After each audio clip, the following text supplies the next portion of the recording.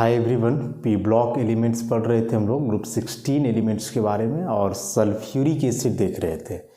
Sulphuric acid का preparation और physical properties हम लोग देखे थे और प्रिपरेशन में 3 मेथड, एक वो lead chamber process, contact process था और एक मेथड उसमें हम लोग और देखे थे जिसमें कॉन्टैक्ट प्रोसेस काफ़ी इम्पॉर्टेंट था। हाँ, एक ग्रीन विट्रियोल से हम लोग देखे थे प्रिपरेशन उसका।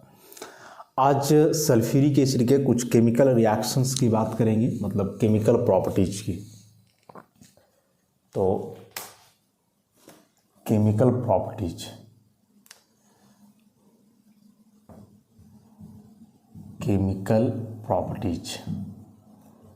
केमिकल प्रॉपर्टीज में सबसे पहले एसिडिक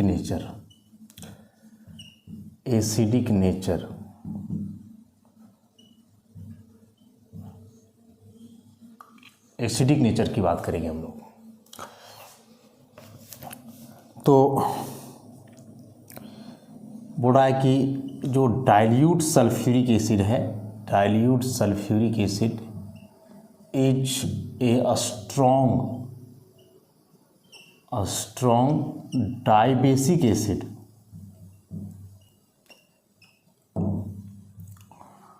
देखो, एक बात ध्यान में हमेशा रखोगे कि कंसंट्रेटेड एसिड और डाइल्यूट एसिड दोनों में से स्ट्रॉन्ग कौन होता है? कंसंट्रेटेड एसिड और डाइल्यूट एसिड।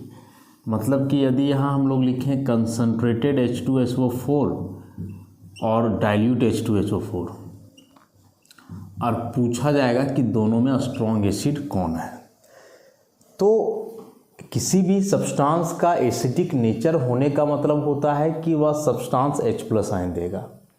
H+ आयन का कंसंट्रेशन जितना अधिक होगा उस सब्सटेंस का एसिडिक नेचर उतना ही ज़्यादा, मतलब उसका एसिडिक स्ट्रेंथ उतना ही ज़्यादा। अब वह ज़्यादा H+ आयन कब देगा? जब उसका डिसोसिएशन ज़्यादा होगा, और डिसोसिएशन ज़्यादा कब होगा? जब उसमें सॉल्वेंट हो, वाटर हो, और वाटर जब ज़्यादा उसमें रहेगा तो ऑब्वियसली वह डाइल्यूट कहलाएगा। मतलब डाइल्यूट H2SO4 में जो H+ का कंसंट्रेशन होता है वह बहुत ज़्यादा होता है, कंसंट्रेटेड में जो H+ का कंसंट्रेशन होता है वह कम होता है, लेस होता है। तो एक डाइल्यूट एसिड हमेशा कंसंट्रेटेड एसिड से जो है मजबूत होगा। देखो, दो अलग अलग चीज़ है, एक स्ट्रॉन्ग होना और स्ट्रेंथ, दोनों में थोड़ा सा। कंसंट्रेटेड H2SO4 में क्या है कि H2SO4 का परसेंटेज बाई मास ज़्यादा होगा, तो यह एसिड कोरोसिव नेचर का ज़्यादा होगा, डेंजरस ज़्यादा होगा, उसमें एसिड का कंसंट्रेशन अधिक होगा, अमाउंट अधिक होगा, मास ज़्यादा रहेगा उसमें। लेकिन डाइल्यूट होने का मतलब हुआ कि इसका डिसोसिएशन ज़्यादा होगा। तो हम लोग तो एसिड सब्सटेंस को तब ना बोलेंगे जब वो H+ में टूटेगा। हाइड्रोजन रहने से क्या मतलब है? H+ में जब तक डिसोसिएट नहीं होगा एसिड हम लोग बोल ही नहीं सकते उसको। और यह डिसोसिएशन ज़्यादा से ज़्यादा तब होगा जब वह कैसा एसिड हो? डाइल्यूट एसिड हो। तो एक डाइल्यूट एसिड हमेशा स्ट्रॉन्गर एसिड होता है, किससे? कंसंट्रेटेड एसिड से। तो बोल रहा है कि डाइल्यूट H2SO4 एक स्ट्रॉन्ग डाइबेसिक एसिड है। तो इसका आयोनाइजेशन होगा इस प्रकार से, H2SO4 एक बार आयोनाइजेशन होगा तो एक H+ दे करके बाइसल्फेट आयन बनाएगा ऐसा, और फिर इस बाइसल्फेट आयन का एक बार और आयोनाइजेशन होगा तो सल्फेट आयन बनेगा, फिर से H+ निकलेगा। तो यह 2 बार H+ आयन दे रहा है, मतलब ओवरऑल 2 प्रोटॉन रिलीज किया, इसलिए इसको हम लोग बोलते हैं कि इसका बेसिसिटी कितना हुआ? 2 हुआ ऐसा। सल्फ्यूरिक एसिड का स्ट्रक्चर कैसा होता है? H2SO4 का स्ट्रक्चर कुछ इस प्रकार से है, पीछे देखें हम लोग ऐसा। बाइसल्फेट का स्ट्रक्चर क्या हो जाएगा कि जो 2 OH था उसी में से एक का H रिलीज हुआ है ऐसा, तो एक यहाँ बच जाएगा O- के रूप में, और सल्फेट का बनाओगे तो ये भी हाइड्रोजन निकल जाएगा ऐसा, तो दोनों पे माइनस आ जाएगा, लाइक दिस सल्फेट आयन। तो है सभी टेट्राहेड्रल स्पीसीज, बस हाइड्रोजन का अंतर था उसमें, सल्फ्यूरिक एसिड, बाइसल्फेट आयन और सल्फेट आयन में। तो इस बात को हम लोग ध्यान रखेंगे। ये सल्फ्यूरिक एसिड हुआ, इसको बाइसल्फेट या हाइड्रोजन सल्फेट आयन बोलोगे, और इसको क्या बोलेंगे हम लोग? डायरेक्ट सल्फेट आयन बोलेंगे। तो H2SO4 का आयोनाइजेशन ध्यान में रखना है कि डाइबेसिक एसिड है, मतलब 2 बार इसका आयोनाइजेशन होगा और 2 बार आयोनाइजेशन होगा तो ऐसे करके हम लोग 2 बार दिखाते हैं इसका डिसोसिएशन, मतलब H+ कैसे कैसे रिलीज करेगा।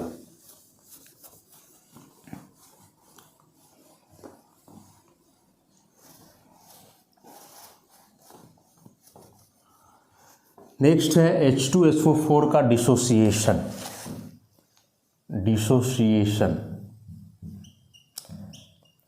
डिकम्पोज करता है, टूटता है H2SO4 हाइयर टेम्परेचर पे, तो बोल रहा है at 717 kelvin the vapours of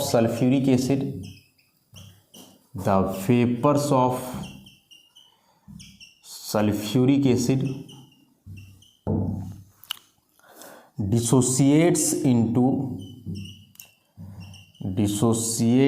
into steam and SO3 कि H2SO4 है 717 केल्विन, बॉइलिंग पॉइंट से ज़्यादा टेम्परेचर है, वेपर फॉर्म में रहेगा, तो यह टूट करके steam plus SO3 gas reversible है, क्योंकि दोनों वापस कंबाइन करेगा तो यही बना लेगा। और फिर रिएक्शन एक्सोथर्मिक होता है, हम लोग देखे थे पीछे लेड चैम्बर प्रोसेस में जब बनाया जा रहा था उसमें सल्फ्यूरिक एसिड, तो H2SO4 इस टेम्परेचर पे डिसोसिएट करके स्टीम H2O बन रहा है, तो हाई टेम्परेचर पे तो वेपर फॉर्म में रहेगा ना, स्टीम के फॉर्म में, और SO3 इन दोनों का वापस कम्बिनेशन होगा तो फिर से क्या बन जाना है H2SO4। फॉरवर्ड रिएक्शन जो है इंडोथर्मिक है, लेकिन जब बैकवर्ड रिएक्शन आ जाएगा तो एक्सोथर्मिक हो जाएगा। अभी H2SO4 को टूटने के लिए इतना टेम्परेचर चाहिए, इतना एनर्जी चाहिए, लेकिन जब वही H2O और SO3 आपस में कंबाइन करेंगे तो एनर्जी रिलीज होएगा, इसलिए वह प्रोसेस एक्सोथर्मिक नेचर का होने वाला है। अब चूंकि H2SO4 एक वेल नोन और वेरी कॉमन एसिड है, तो एक एसिड का जो रिएक्शन है मेटल के साथ हो, बेस के साथ हो, कार्बोनेट बाइकार्बोनेट के साथ हो, वे सारे रिएक्शंस ऑब्जर्व किए जाएंगे। तो रिएक्शन विथ अल्कली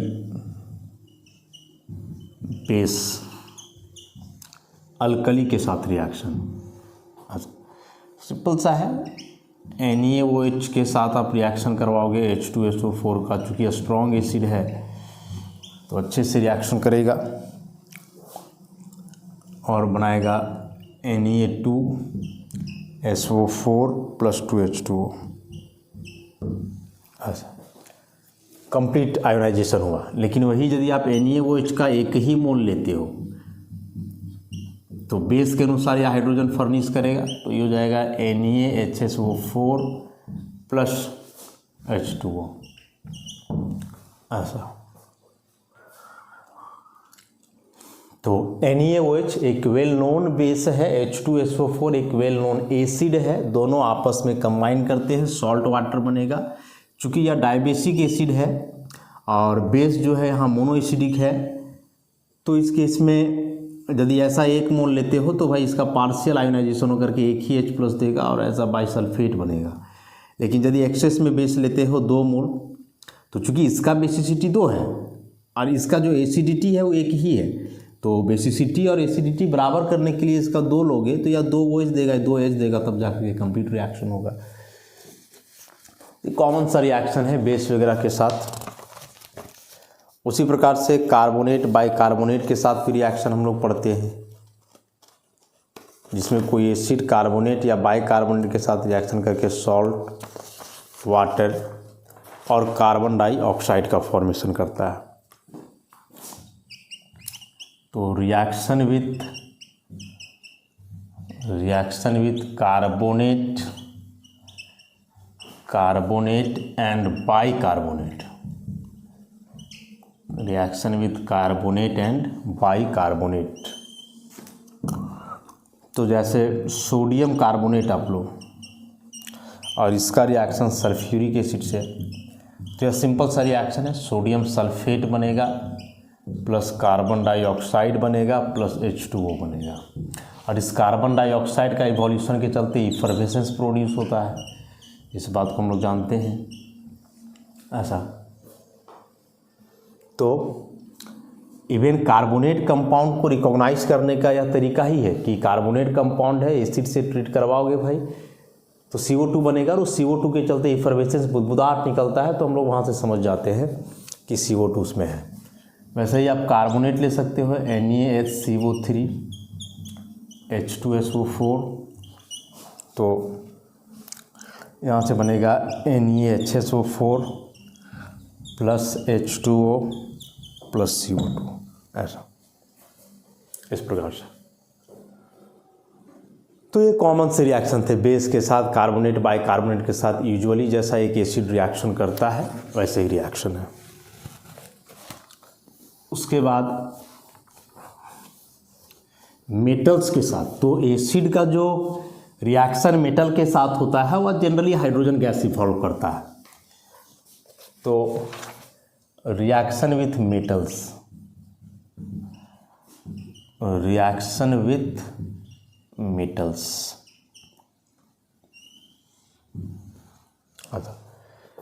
मेटल के साथ जो एक्टिव मेटल है एक्टिव मेटल जो है, जैसे पोटासियम है, मैग्नीशियम है, जिंक है, एल्युमिनियम है, सोडियम वगैरह है, तो इस सब के साथ सल्फ्यूरिक एसिड रिएक्शन जब करेगा तो ऑब्वियसली क्या बनाएगा, मेटल सल्फेट बनाएगा, मेटल सल्फेट बनाएगा और हाइड्रोजन गैस देगा, H2 गैस देगा। ऐसा कॉमन सा रिएक्शन जैसे Mg प्लस H2SO4 से MgSO4 प्लस H2। कोई एसिड मेटल से रिएक्शन करके हाइड्रोजन गैस क्यों इवॉल्व करता है, इस बात को भी हम लोग पहले से जान रहे हैं कि जैसे मान लो यह H2SO4 एसिड था और इसका कंप्लीट आयोनाइजेशन हुआ तो यह 2H प्लस और SO4 डबल माइनस दिया। अब यह जो मैग्नीशियम मेटल है इसके वैलेंस शेल में 2 इलेक्ट्रॉन है, और चूंकि एक्टिव मेटल है तो आसानी से यह अपना इलेक्ट्रॉन लूज कर सकता है। अब जो एसिड 2H प्लस दिया है ये क्या करेगा, अपना यही इलेक्ट्रॉन H को दे देगा, ऐसा। तो ये बन जाएगा Mg डबल प्लस, और ये H प्लस और H प्लस मिल करके बन जाएंगे ऐसे HH, क्योंकि एक इलेक्ट्रॉन मिल गया, और HH बन गए तो H2 बन जाएंगे, क्योंकि एक इलेक्ट्रॉन है, दोनों आपस में बॉन्ड बना लेंगे।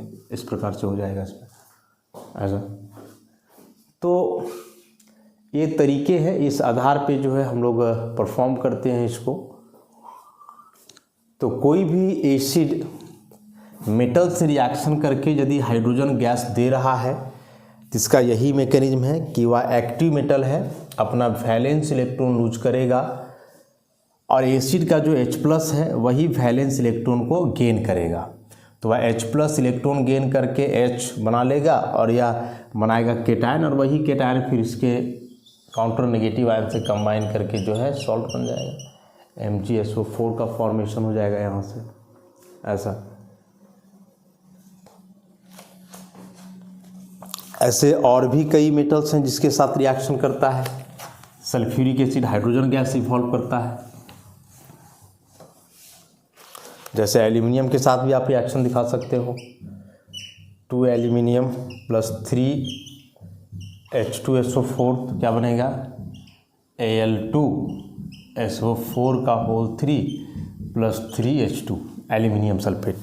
लेकिन कुछ मेटल्स हैं जो कम रिएक्टिव है with less electropositive metals, with less electropositive metals, जैसे कॉपर है, लेड है, जिंक है, etcetera. H2SO4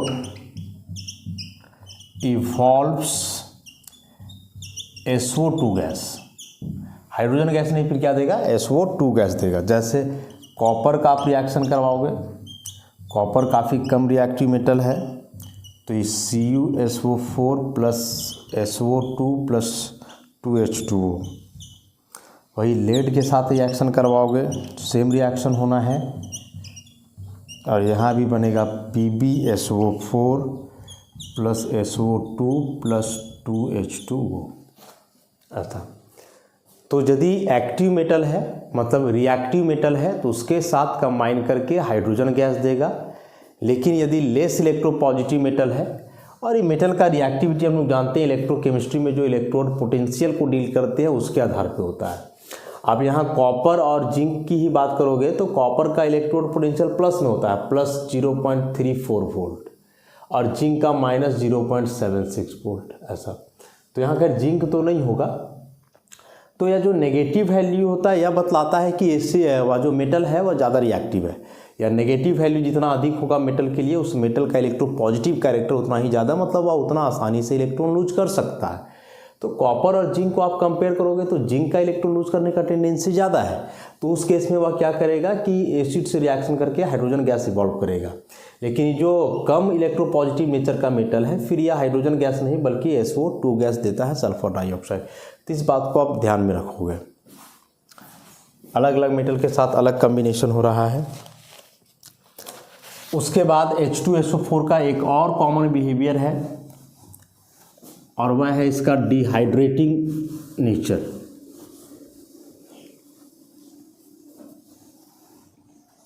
H2SO4 acts as dehydrating agent.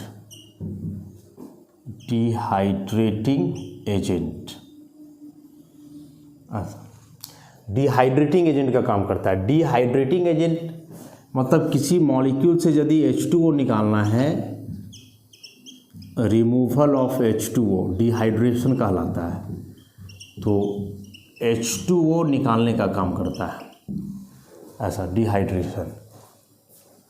कैसे डिहाइड्रेटिंग एजेंट का काम करता है, इसके लिए कई रिएक्शंस हैं। तो है क्या कि जो H2SO4 है, H2SO4 has high affinity for water. Water के लिए इसका बहुत ज़्यादा एफिनिटी है, वाटर से लगाव है, उसके साथ यह कंबाइन करता है एंड हेंस, और इसीलिए एक्ट्स एज डिहाइड्रेटिंग एजेंट, और इसीलिए जो है काम करता है क्या चीज़ का, डिहाइड्रेटिंग एजेंट का। जैसे इसके लिए रिएक्शंस हैं कुछ कॉमन से रिएक्शन। H2SO4 वाटर से कंबाइन करके H2SO4.NH2O, जिसको हम लोग हाइड्रेटेड सल्फ्यूरिक एसिड बोलेंगे। This is hydrated sulphuric acid. कई रिएक्शंस है, जैसे फॉर्मिक एसिड है, इसको यदि आप कंसनट्रेटेड ऑब्वियसली कंसनट्रेटेड एसिड लेना है, डाइल्यूट लोगे तो उसके साथ तो पहले से ही वाटर रहेगा वहाँ। तो कंसनट्रेटेड एसिड है, डिहाइड्रेशन होगा, H2O और CO2 बन जाएगा, या H2O और CO। उसी प्रकार से यदि आप लेते हो सुक्रोज वगैरह C12H22O11 और सेम कंसनट्रेटेड H2SO4 लेते हो तो डिहाइड्रेशन इसका भी होगा 12 कार्बन 11 H2O। बहुत स्ट्रॉन्ग डिहाइड्रेटिंग एजेंट का काम करता है। वैसे ही आप और भी जो मतलब जो कार्बोक्सिलिक एसिड है जिनका डिहाइड्रेशन होना पॉसिबल होता है, उसका डिहाइड्रेशन होगा इसके साथ H2O बाहर निकलेगा। जैसे एक ऑक्जेलिक एसिड वाला केस हम लोग देखें,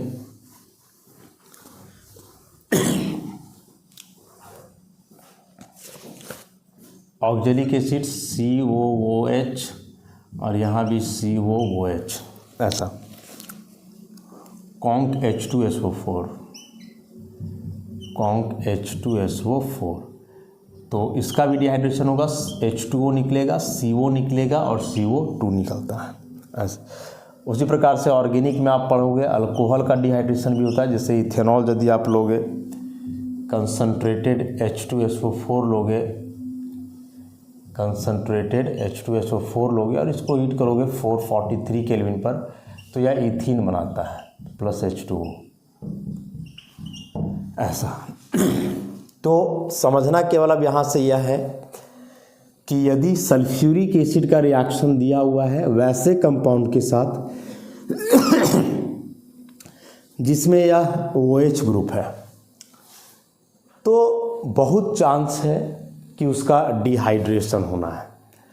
डिहाइड्रेशन मतलब H2O आपको वहाँ से निकालना है, और H2O निकालने के बाद उसमें क्या प्रोडक्ट बनेगा वह तो उस मॉलिक्यूल के नेचर पे डिपेंड करेगा।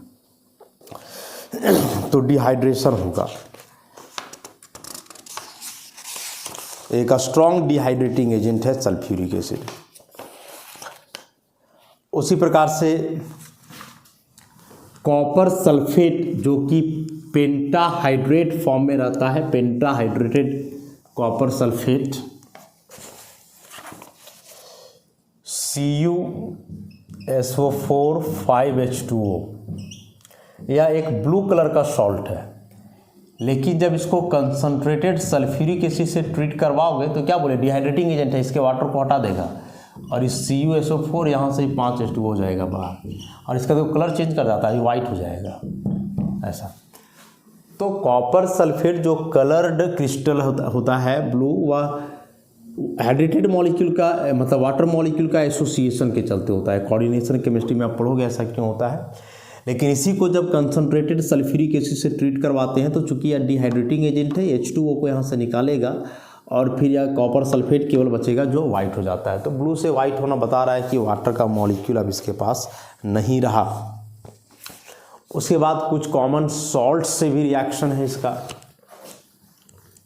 कुछ कॉमन सॉल्ट्स से भी रिएक्शन है। तो reaction with salts, reaction with salts,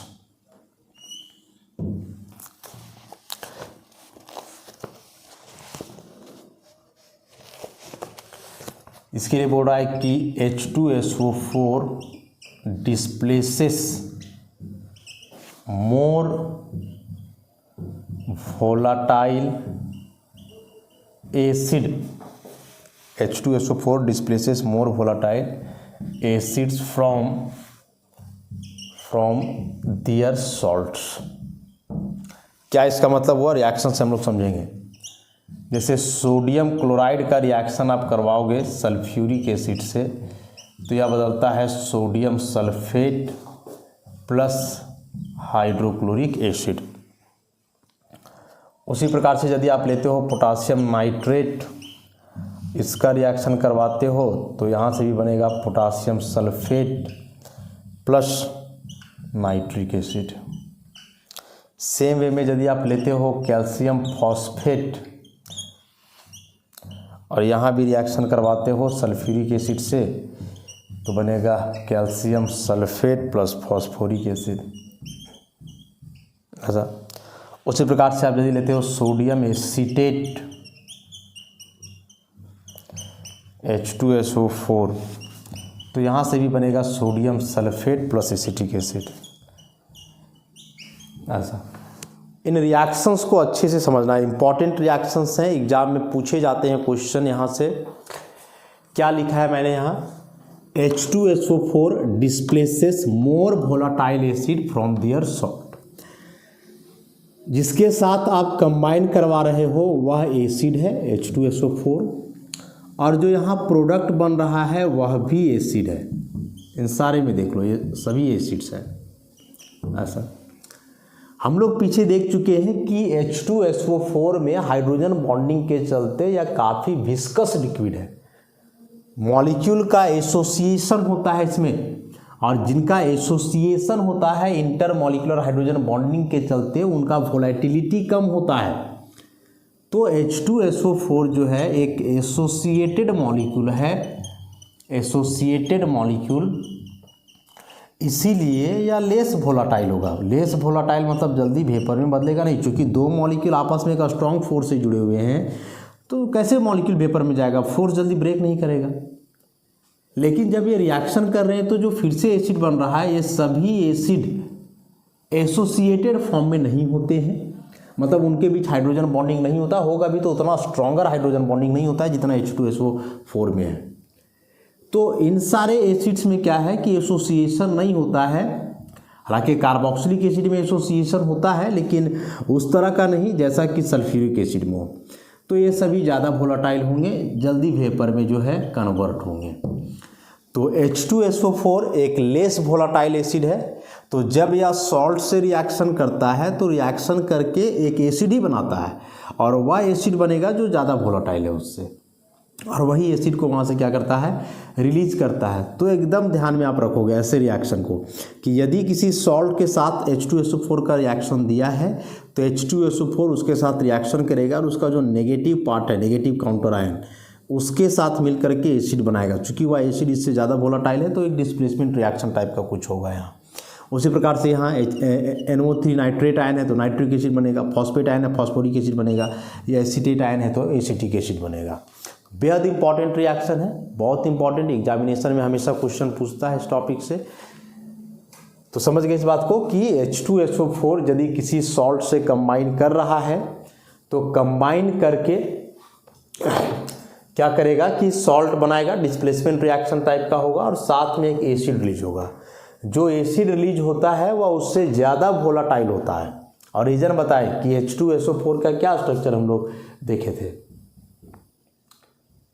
इस प्रकार से था कुछ, डबल बॉन्ड O, फिर एक और मॉलिक्यूल रहेगा सल्फ्यूरिक एसिड का, ऐसा।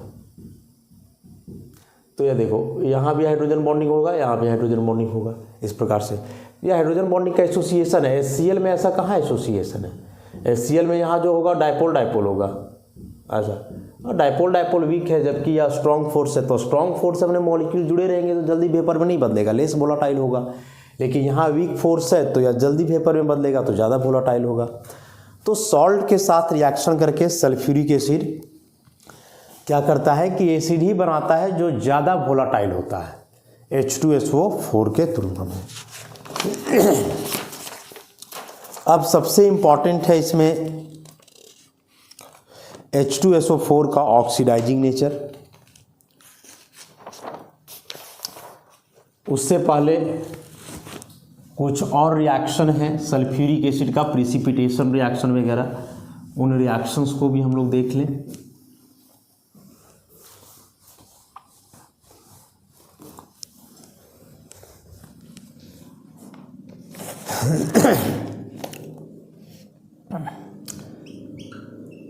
प्रिसिपिटेशन रिएक्शन,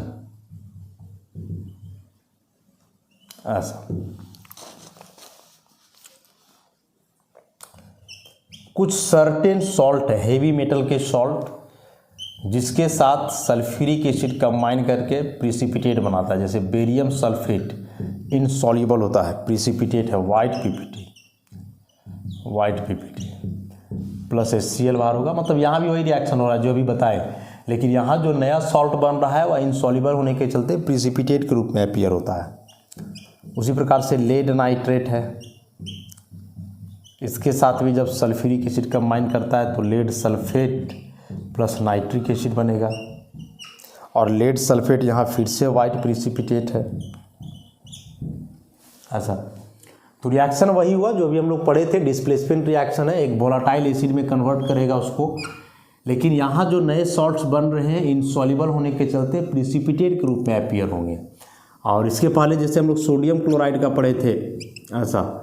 तो सोडियम क्लोराइड में जो सोडियम सल्फेट बना है वह सॉल्युबल सॉल्ट है, प्रिसिपिटेट नहीं होता है, ये सॉल्युबल सॉल्ट है, ऐसा। सॉल्युबल सॉल्ट है, नॉट प्रिसिपिटेट। और ये सभी इनसॉल्युबल है, इसलिए प्रिसिपिटेट के रूप में क्या होते हैं, अपीयर होते हैं।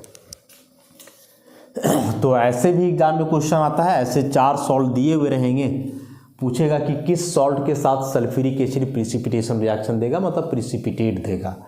तो हेवी मेटल सॉल्ट जो होते हैं, देखो बेरियम लेड सभी हेवी मेटल हैं, मतलब पीरियोडिक टेबल में ये सभी अपने ग्रुप में नीचे हैं, 6th पीरियड के एलिमेंट हैं, 5th पीरियड के एलिमेंट हैं, तो ये सभी हेवी एलिमेंट हुए। एक PCl5 के साथ रिएक्शन, इसका PCl5 के साथ, वो हम लोग पहले भी देख चुके थे, PCl5 जब पढ़े थे कि यह सल्फ्यूरिक एसिड से जब कंबाइन करता है PCl5 तो बनाता है SO2Cl2 plus 2POCl3 plus 2HCl, and SO2Cl2 is sulfuryl chloride, sulphuryl chloride. देखो आसान सा रिएक्शन है, ऐसे समझो आप इसको, इस प्रकार से है सल्फ्यूरिक एसिड। PCl5 का रिएक्शन ऐसा होता है, PCl5 का रिएक्शन जो है कुछ इस प्रकार से होगा।